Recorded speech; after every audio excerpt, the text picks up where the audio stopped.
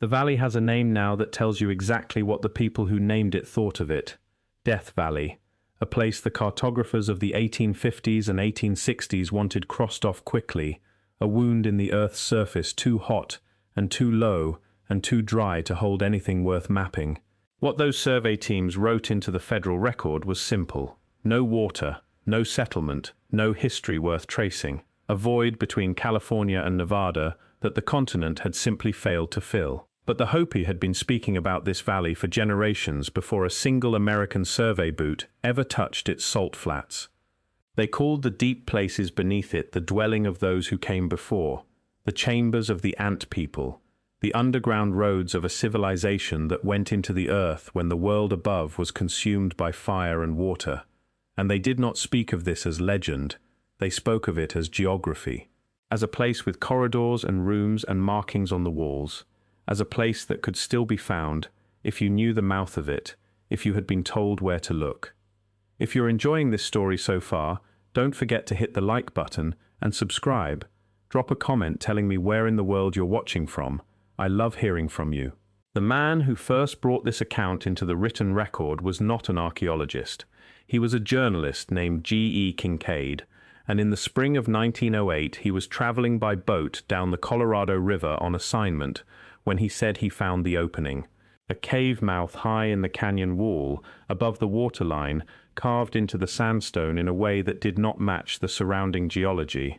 What he described when he stepped inside has been reprinted and disputed and suppressed and misidentified for over 100 years. Hewn stone passages running back into the cliff at a measured depth. Rooms branching off the main corridor at regular intervals. Artifacts of copper and gold that bore no resemblance to anything the known native peoples of the Southwest had produced in the historical period. And a crypt, deeper in the rock, where mummified figures sat in a position that Kinkaid said was distinctly cross-legged and eastward-facing. He brought his account to the Arizona Gazette, and on the 5th of April 1909, the paper printed it under his name, and under the name of a Smithsonian Institution archaeologist identified as Professor S.A. Jordan. That article is still in the newspaper archive. What it describes has never been formally excavated, formally examined, or formally denied. The Smithsonian has said it holds no record of a Professor S.A. Jordan. It has said it conducted no expedition to the site Kinkaid described. And it has said nothing at all about the Hopi oral record, which predates Kinkaid's boat by centuries, and which describes the same geography in different but compatible terms. The Hopi word for the people who preceded them is Hisatsinom, the people of long ago, and the accounts their elders preserved describe a time when a great catastrophe, fire from the sky and water rising from the ground, drove the living population underground. The ant people, the Hopi said, opened the earth and sheltered the survivors in chambers beneath the desert floor. This account is not metaphor in the framework of Hopi oral tradition. It is history. It is a record of where those chambers are, what they contain, and why they were sealed when the world above became habitable again. Ethnographers who worked among the Hopi in the late 1800s, including the anthropologist Alexander MacGregor Stephen, who lived among them from 1880 until his death in 1909, recorded versions of this account in his journals. Stephen's journals were not published until 1936, held in private hands and academic archives for decades after his death. What they contain, when read beside the Kinkaid article and beside the known geology of the Death Valley region, pulls in a direction that no institutional body has been willing to name directly. The geology of Death Valley is where the argument becomes difficult to dismiss on ordinary grounds. The valley floor sits 282 feet below sea level, the lowest point in North America. Beneath that floor, the sediment record runs to extraordinary depth, layers of lake bed and alluvial fan and evaporite stretching back through time in a column that geologists have been reading in cores and surveys since the 1950s. What those surveys confirmed is that the valley held a deep freshwater lake, Lake Manly, during the last glacial period, a body of water estimated at roughly 90 miles long and 600 feet deep at its maximum, its basin carved by the same tectonic activity that continues pulling the valley floor downward today. That lake receded as the climate dried roughly 10,000 years ago, leaving behind the salt crust and the polished canyon walls and the high water marks that are still visible if you know where to look. A civilization that existed at or before that transition would have been living at the edge of a vast inland body of water in a landscape nothing like the scorched flat the survey teams of the 1860s found. The question the Hopi oral record raises, placed against this geological timeline, is not whether human beings were present in the region during the wet period. The archaeological record is clear that people were. The question is what kind of structures they built, where those structures are now, and whether the oral testimony of the people who remember the wet period as history, rather than as deep time, points toward an answer the geological surveys were not designed to find. The oral record of sheltering underground against catastrophe and the geological record of a catastrophic drying match in their timing, if not in every detail.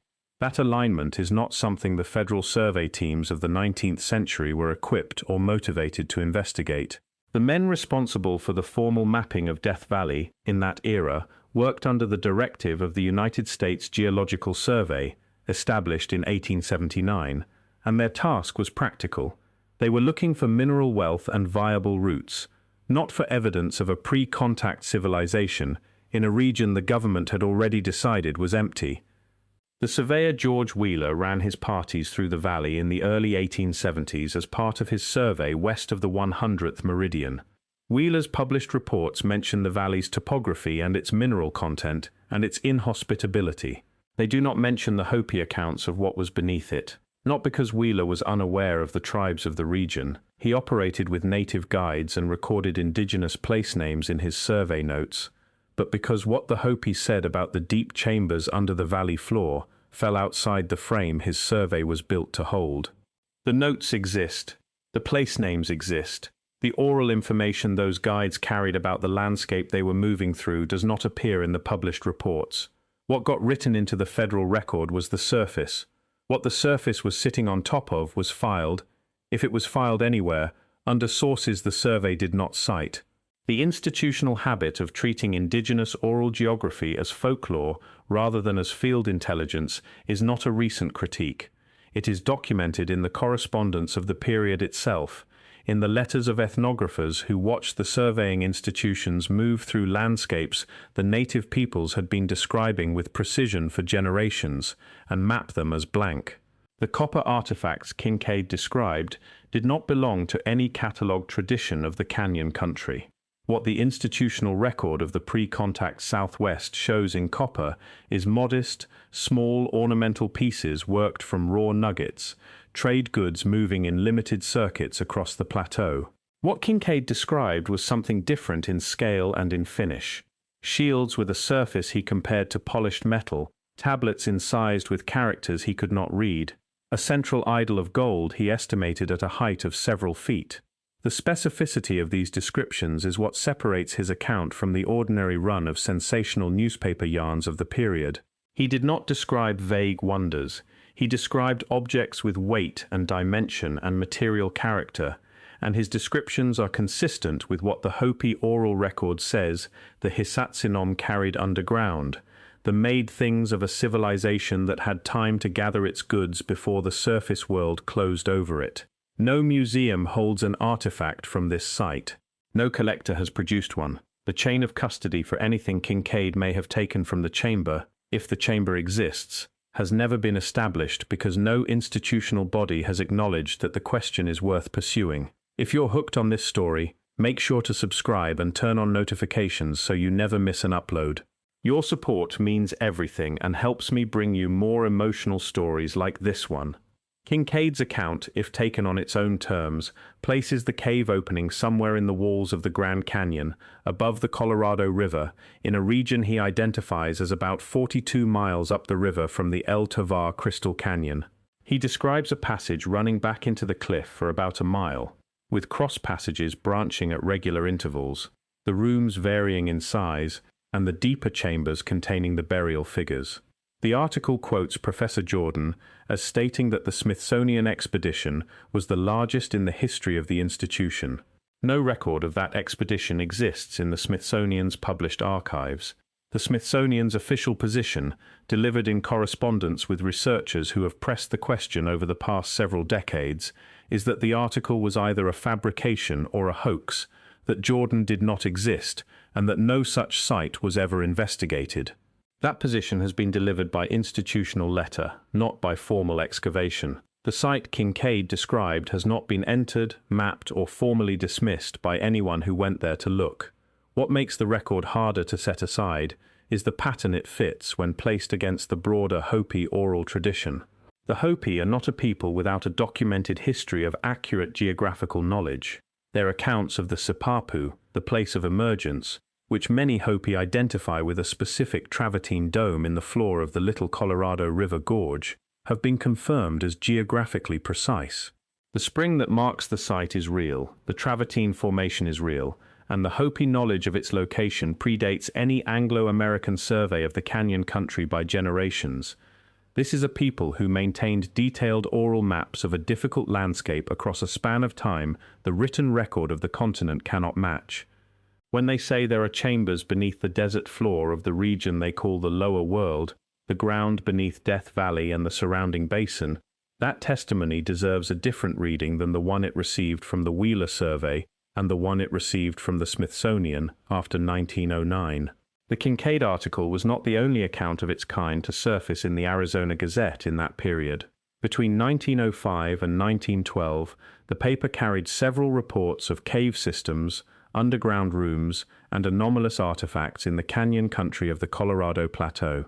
Most of those reports were followed by nothing. No second expedition, no follow-up survey, no formal investigation by the academic institutions that were then assembling the consensus account of the pre-contact Southwest. The Bureau of American Ethnology, which was producing its annual reports throughout this period under the direction of the Smithsonian, was engaged in an enormous project of classification, organizing the oral traditions and material culture of the continent's indigenous peoples into a single coherent framework. The institutional appetite driving that project was for synthesis, for a clean story of who had lived where and when, built from the most legible evidence available, which meant the evidence already in hand, the pottery sequences, the tree ring dates beginning to emerge from dendrochronology studies, the surface mound surveys. What did not fit the synthesis was not disproven. It was reclassified. An account that described a civilization sheltering beneath the desert floor, leaving behind chambers of worked stone and metal artifacts of a quality no surface site had yet produced, did not fit the synthesis. It was placed in the category that the Bureau's framework held ready for such things, the category of oral tradition, interpreted symbolically rather than geographically. The distinction between symbolic and geographic was made by the institution, not by the people who held the accounts. And the Hopi, who had been living beside the specific landscape the accounts described for as long as anyone had been recording their testimony, were not asked whether they meant the chambers literally. In that framework, accounts of underground civilizations and pre-contact migrations from distant places were filed under mythology. The physical evidence those accounts pointed toward was not followed into the ground. Alexander McGregor Stevens' journals, published 36 years after his death by the anthropologist Elsie Clues Parsons, contain accounts of Hopi ceremonial knowledge that describe the underground world in geographic detail. Stephen was careful. He was a trained observer who spent over 2 decades among the Hopi, learned the language, attended the ceremonies, and wrote down what he saw and heard with the precision of a man who understood what he was looking at.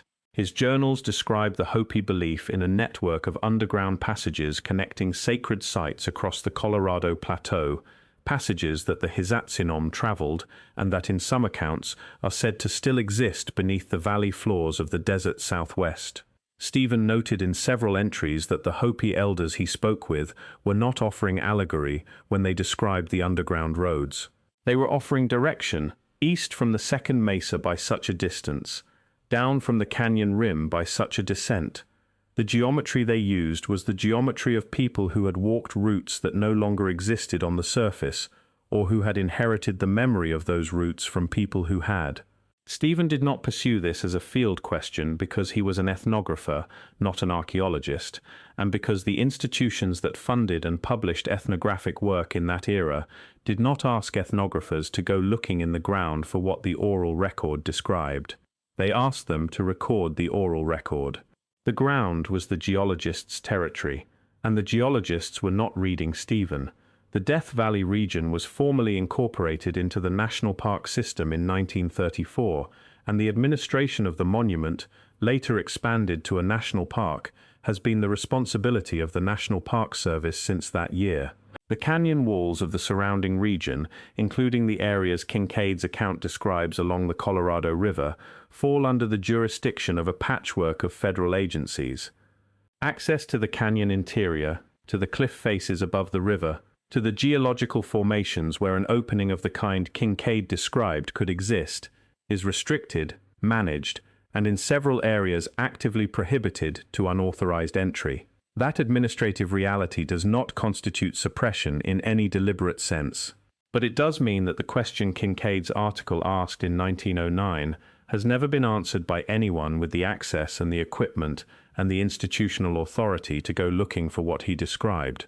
The Hopi oral record, which asked the same question in older and different terms, has received the same non-answer for longer.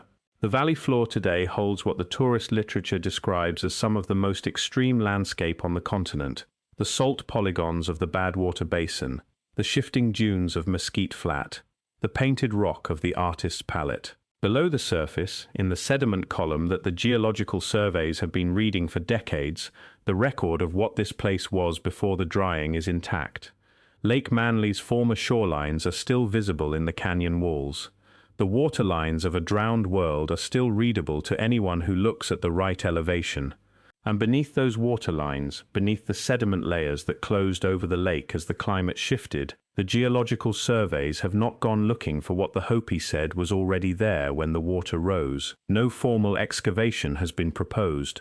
No federal research program has been directed at the question the Kinkaid article and the Stephen journals together ask. The Hopi oral record sits in the Ethnographic archive. The Arizona Gazette article sits in the newspaper archive. The ground between them has not been opened. What the continent holds in silence is not always metaphor.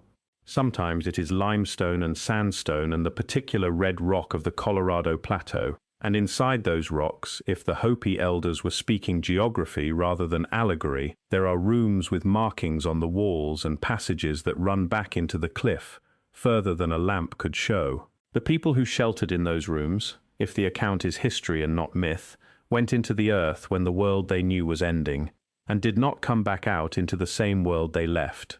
Their carried wealth, the things they took underground, the copper and the gold and the carved tablets, are still in there, by the account that has been preserved across centuries of Hopi oral tradition. And the mouth of it, if Kinkaid found it in 1908, while floating a river in the canyon country, is somewhere above the waterline in the canyon wall, above the reach of the Colorado's seasonal floods, in a region no formal archaeological survey has entered with that specific question in hand. The survey that would settle this has not been funded. The institution that would authorize it has declined to acknowledge that the question exists. The National Park Service manages the land above that canyon wall with the authority to permit or deny any excavation within it, and no permit for the kind of investigation Kinkaid's account would require has been applied for in the public record. The access that would be needed, the equipment, the time, the institutional blessing from bodies that have already stated their position has not come together. And the valley keeps its name, the one the 1854 expedition gave it, the name that says there is nothing living here, and nothing hidden, and nothing worth the trouble of looking. That name has been wrong before. The people who knew it by a different name, and who knew what was beneath it, are still here. Their account is in the archive. The ground is still in the ground. Thank you so much for watching until the end. If you loved this story, check out the other videos on your screen now. I think you'll really enjoy them. And don't forget to subscribe if you haven't already. See you in the next story.